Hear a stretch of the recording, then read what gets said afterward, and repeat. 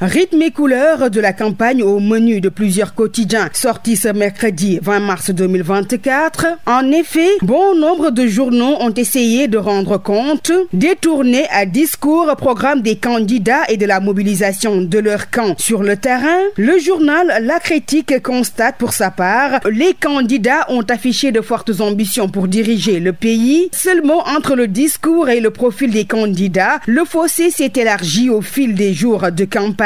Des favoris qui creusent l'écart et prennent des longueurs d'avance à côté des outsiders qui traînent le pied au risque de miser leur électorat sur un probable second tour, précise le même journal. Et puis déferlement des populations qui suivent les candidats à la présidentielle durant la campagne électorale. Ceci pourrait prêter à confusion ou induire en erreur les observateurs. Un quintet se dégage à 72 heures du scrutin, titre Le Quotidien.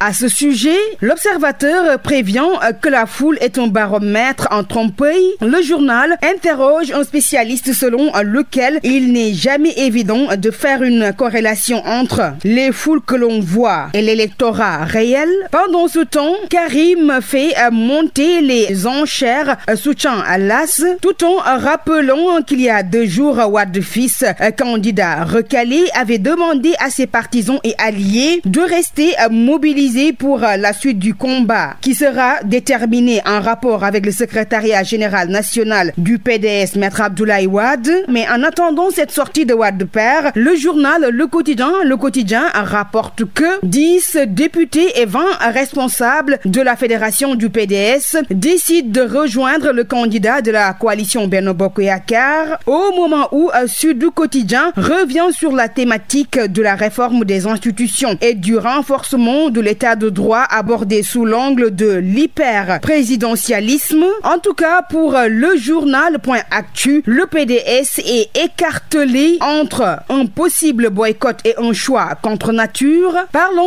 toujours de la campagne électorale, accueil populaire d'Amadouba au niveau de la zone centre. Pape Mademba Biteye, maître incontestable de Kaolack, s'exclame Le Quotidien. Organisation des élections prévues à dimanche prochain. Les assurances de Makhtar Cissé à lire dans Grand Panel, pendant que le F24 engage la bataille pour la sécurisation du vote lors du scrutin de ce dimanche. Au-delà du profil des candidats, le journal L'Enquête s'intéresse aux futures premières dames, un sujet à lire de façon détaillée dans les colonnes du même journal. Justice à présent, chambre criminelle de Dakar, des victimes de longue détention se rebellent en pleine audience, signale le journal Les Échos. C'était tout pour la revue des titres. Merci de l'avoir suivi. Très bonne journée à vous et à Ndeye Fatou Cissé.